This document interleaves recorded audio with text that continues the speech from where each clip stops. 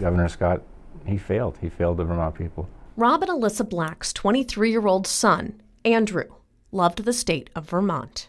The only thing that would have saved Andrew Black was just a little more time.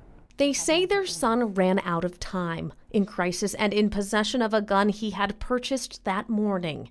In December 2018, Andrew took his own life. The 24 hours would have saved our son. That's all he needed was 24 hours. As they grieve his death, the couple has dedicated themselves to fighting for a waiting period, time between buying and receiving a firearm.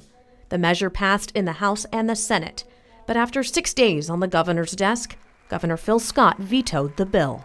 To me, Governor Scott's a coward. The decision he made was a cowardly decision, and he's going to have to live with that. In a letter to the Senate explaining his decision, Scott cites already implemented gun safety reforms and calls for increased access to mental health assistance, combating addiction, and providing more financial opportunities for Vermonters. My son was not mentally ill.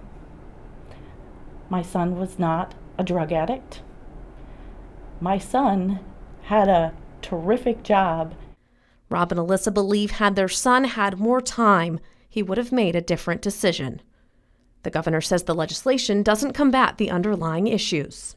I truly feel he made a very cowardly decision. The veto, devastating, and even more reason, they say, to keep pushing for change. And the last thing either one of us ever want is for somebody to have to stand outside their house on a cold December night and have a detective walk up and say, "We found a deceased male in an upstairs bedroom. Your son."